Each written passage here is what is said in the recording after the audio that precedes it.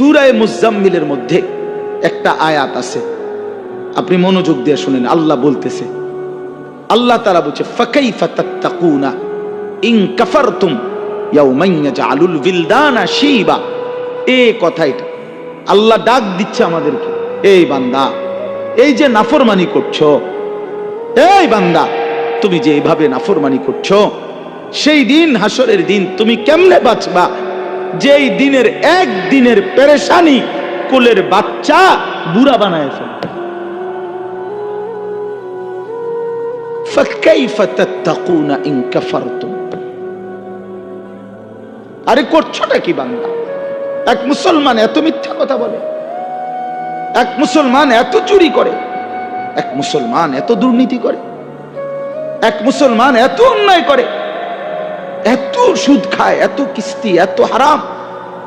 একজন মুসলিম মেয়ে, একজন মুসলিম নারী এত বেপরদা হয়, এত অসভ্য হয়, এত চরিত্রহীন হয়।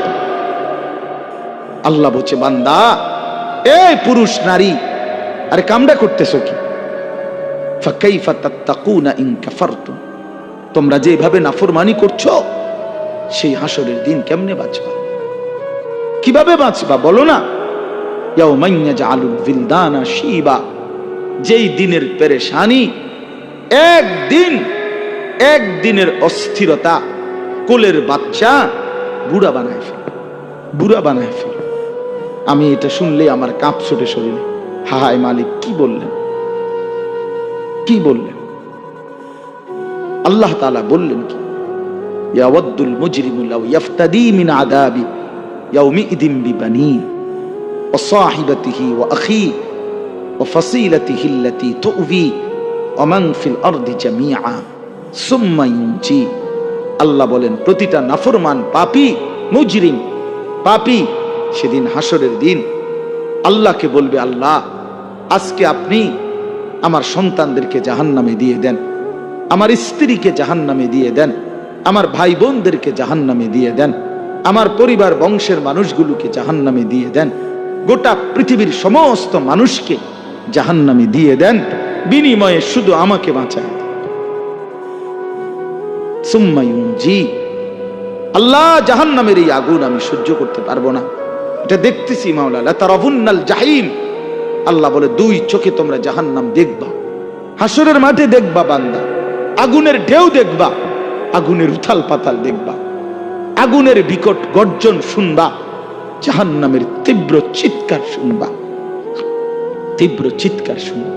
তখন নাফরমান বলবে, মাওলা গোটা পৃথিবী জাহান্নামে দিয়ে দেন, বউ বাচ্চা, পরিবার, স্ত্রী, সন্তান, ভাই বেরাদর, মা বাপ সব জাহান্নামে দিয়ে দেন, বিনিময়ে আমাকে বাঁচিয়ে দেন। আল্লাহ বলবেন, কাল্লা কাল্লা, না বান্দা, কখনোই না, এমনটা হবে না বান্দা। ইন্নাহা লাযা, এটা জাহান্নামের লেলিহান, আগুনের শিখা, এই আগুনে তোমাকে ফেলাই হবে। নাযাআতাল লিশাওয়া, যখনই তোমাকে ফেলবে, প্রথম ফেলতেই, প্রথম সেকেন্ডেই শরীরের গোশত, চামড়া, শাওয়া মানে হলো মাশভি, ভুনা হয়ে যাবে, ফ্রাই হয়ে যাবে, ফ্রাই, ভুনা হয়ে যাবে, এক সেকেন্ডেই পুরা শরীর ভুনা হয়ে যাবে। হ্যাঁ, এই জন্য আমরা দিবানিশি চিৎকার করি, নিজেরে আল্লাহর নাফরমানি করে চালাক মনে করেন। এত চালাক ভাইবেন না, এত চালাক ভাইবেন না। দুনিয়া ছেড়েই দিতে হবে। 14 গোষ্ঠী দুনিয়া ছেড়ে দিছে, আপনি ছাড়বেন না কেন? পূর্বপুরুষরা কোথায়? আমাদের চাইতে তারা শক্তিশালী ছিল। আগে মানুষ আমাদের চাইতে শক্তিশালী ছিল, ক্ষমতাধর ছিল। আলাম তারা কাইফা ফাআলা রাব্বুকা বিআদ ইরামা যাতিল ইমাদ আল্লাতী লাম ইউখলাক মিসলুহা ফিল বিনাদ। আল্লাহ বলেন, আদ জাতি ছিল এই পৃথিবীতে যারা এত শক্তিধর ছিল, এত লম্বা ছিল, এত মজবুত ঘর বানাইতো। আল্লাহ বলেন, এমন জাতি, এমন ঘর, এমন বসতি আমি আল্লাহ এই পৃথিবীতে আর বানাইনি, আর বানাইনি। 40 হাত লম্বা ছিল এক একটা মানুষ। 300 বছর পর্যন্ত সাবালক থাকতো। 300 বছর পরে তারা বালেগ হইত। 40 হাত, 40 হাতে প্যান্ডেলটা সমান না? খবর আছে নি মিয়া? প্যান্ডেল দুইটার সমান। 40 হাত লম্বা। তো এই 40 হাত লম্বা মানুষ যারা হুদ আলাইহিস সালাম যখন তাদেরকে বলছে তোমাদের এই মূর্তি শিরিক কুফরি যদি ছেড়ে না দাও তো আল্লাহর আযাব আসবে, তোমাদেরকে আল্লাহ আযাব দিবে, তারা অবাক হইয়া কয় আইয়ুনা আশাদ্দু মিন্না কুওয়া। এই কি কইলা? এ বেটা কিতা কইলা? আমগরে আযাব দিব মানে আমাদের চাইতে শক্তিধর কেউ আছে নাকি কোথাও? এই ডাকো ডাকো বেটা, একটা কথা কইলা আমগরে শাস্তি দিব, আমগরে আযাব দিব। আযাব দিব কেডা? তো আমরা শৈল দেখো না, বুঝেন না? এইভাবে মানে তারা অবাক, রীতিমতো স্ট্রেঞ্জ যে কই কি আমগরে বলে আযাব দিব। আমগরে আযাব দিব কই থেকে? আমগরে শাস্তি দিবে কি? আমাদের চাইতে শক্তিধর কে আছে? আল্লাহ তাআলা বলেন আমি যেদিন ঝড়ো বাতাস ছাড়লাম তো এক ঝড়ো বাতাসে এই মানুষগুলো 40 হাত লম্বা এগুলো এক টানা ওই জাতির উপরে 7 রাত 8 দিন 7 লায়ালিন ওয়া 8 আইয়াম 7 রাত 8 দিন টানা আল্লাহ তাআলা ঝড়ো বাতাস দিয়া পুরা জাতি এভাবে ধ্বংস করে দিছে কান্নাহুম আজাজু নাখলিন খাবিয়া, যেন লম্বা লম্বা উঁচা উঁচা খেজুর গাছ ভাঙ্গা ভাঙ্গা পড়ছে ঘূর্ণিঝড়ের মধ্যে। এইভাবে সব মানুষ পড়েছে। কোরআন শরীফের আয়াত, কোরআন শরীফের আয়াত, সূরা আল হাক্ক, ফাতারাল কওমা ফিহা সারআ। এই জন্য বাপ আপনি কোরআন পড়ে দেখেন, তরজমা পড়েন, আল্লাহর কোরআন ছুঁয়ে দেখেন। আপনার সূরা হুদ কোরআন শরীফের একটা সূরা আছে, এই সূরার মধ্যে আল্লাহ তাআলা 6টি অবাধ্য জাতি আল্লাহর জমিনে যারা আল্লাহর নাফরমানি করেছিল তাদের চূড়ান্ত পরিণতি কি শাস্তি হয়েছে আল্লাহ একটা একটা করে বাই সিরিয়াল সূরা হুদ একটা সূরা বর্ণনা করছেন। আল্লাহ তাআলা নবীজির কাছে লূত আলাইহিস সালামের কওমের কি হইছে, হুদ আলাইহিস সালামের কওমের কি হইছে, সালেহ আলাইহিস সালামের কওমের কি হইছে, শুআইব আলাইহিস সালামের কওমের কি হইছে, এইভাবে ধারাবাহিক আল্লাহ তাআলা 6টি অবাধ্য জাতির নাফরমানির শাস্তি যাদেরকে আল্লাহ ধ্বংস করে দিছে এই বর্ণনা দিয়া এই সূরাটা নাজিল হইছে নবীজির উপরে। তাফসীরের মধ্যে আছে এর কিছুদিন পর নবী সাল্লাল্লাহু আলাইহি সাল্লামের প্রথম এই চুল পাকা শুরু হয়েছে, চুল দাড়ি একটা বা দুইটা সাদা হয়েছে। তো হযরত আবু বকর সিদ্দিক রাদিয়াল্লাহু তাআলা আনহু তিনি তখন এই প্রথম নবীজির চুল দাড়ি একটা বা দুইটা সাদা হয়ে গেছে, এটা দেখে নবীজিকে বললেন কাদ শাইয়াবতা ইয়া রাসূলুল্লাহ, হে আল্লাহর নবী আপনি দেখি বুড়ো হয়ে যাচ্ছেন, আপনার তো চুল দাড়ি সাদা শুরু হয়ে গেছে। তখন নবীজি বলছে আবু বকর শোনো, শাইয়াবাতনি হুদ, সূরা হুদের আযাবের ঘটনা আমি মুহাম্মদকে বুড়া বানায় দিয়েছি।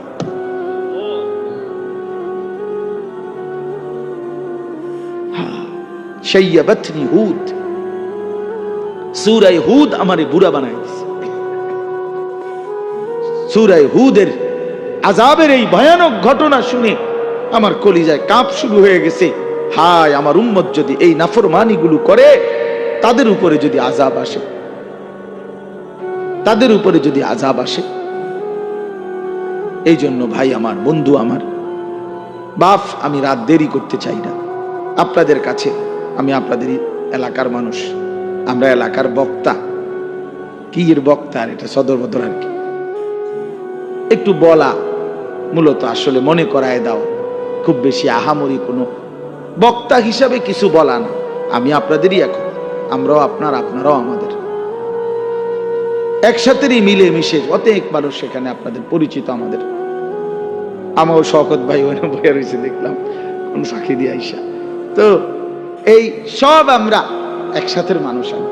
এই বাজার, এই ক্যান্টনমেন্ট, এই সাবের বাজার, আমরা একসাথেই চলাফেরা করা মানুষ, আমরা ওলামায়ে কেরাম, এখানে আমরা সব একসাথেই চলাফেরা করা মানুষ। আপনাদের কাছে আমরা অনুরোধ করছি, সবাই মিলে আখিরাতের ফিকির করেন, আখিরাতের ফিকির করেন বাপ, আখিরাতের ফিকির করেন।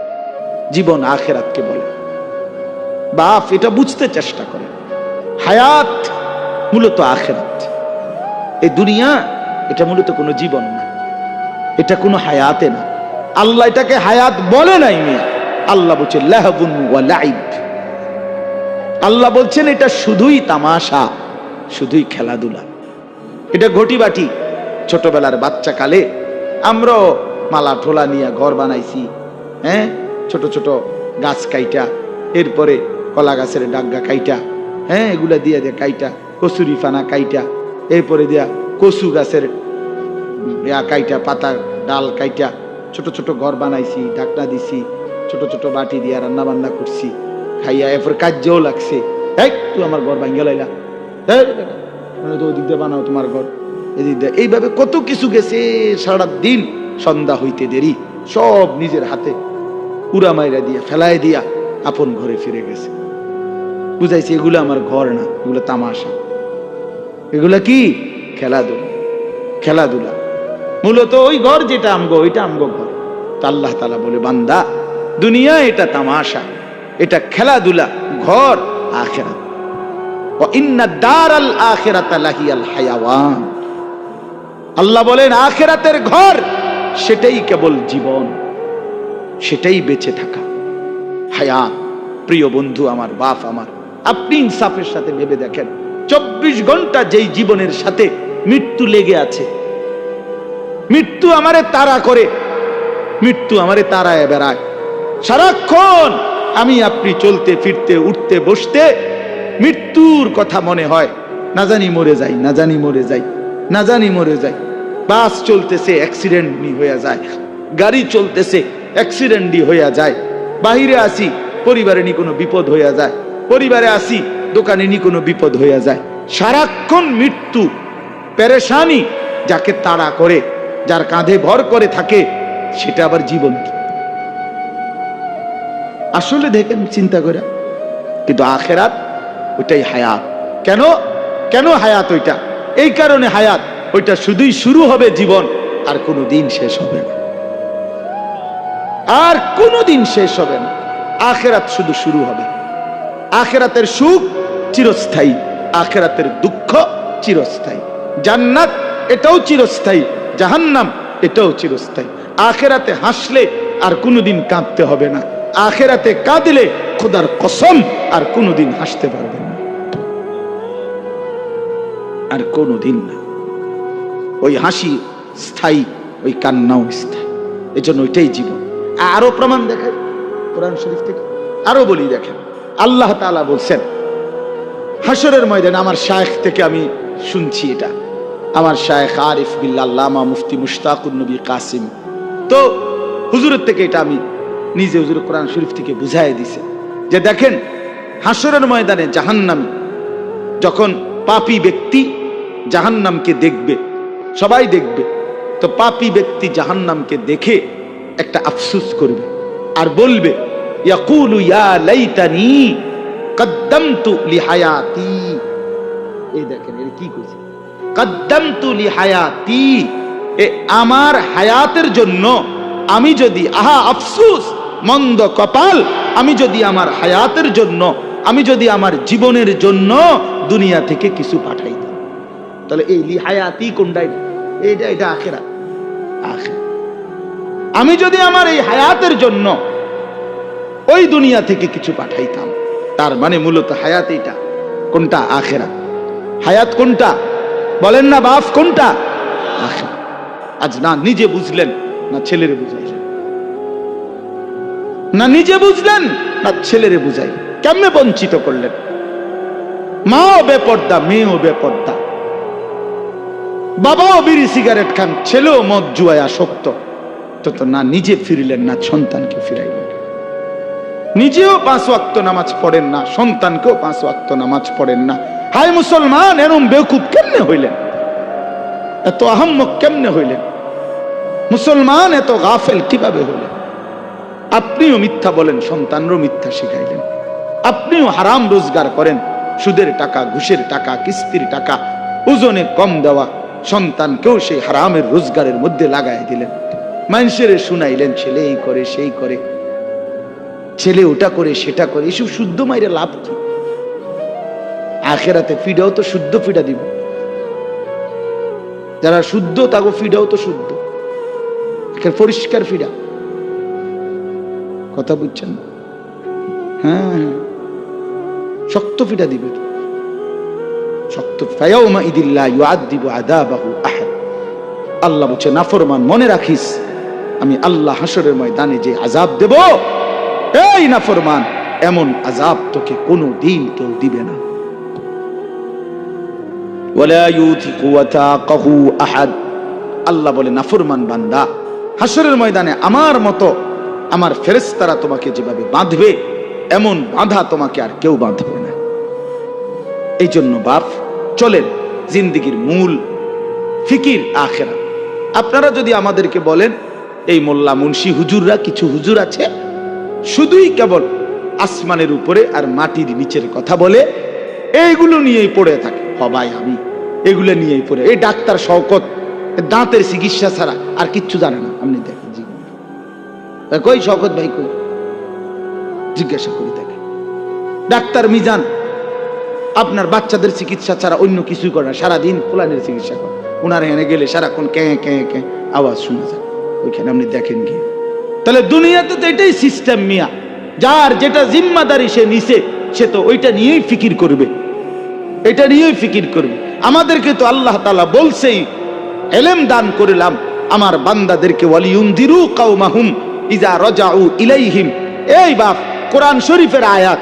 আল্লাহ বলছে ইলমের মাকসাদ কি, কোরআন সুন্নাহর জ্ঞান শিখার উদ্দেশ্য কি, আমনে কিছু বললে হবে না।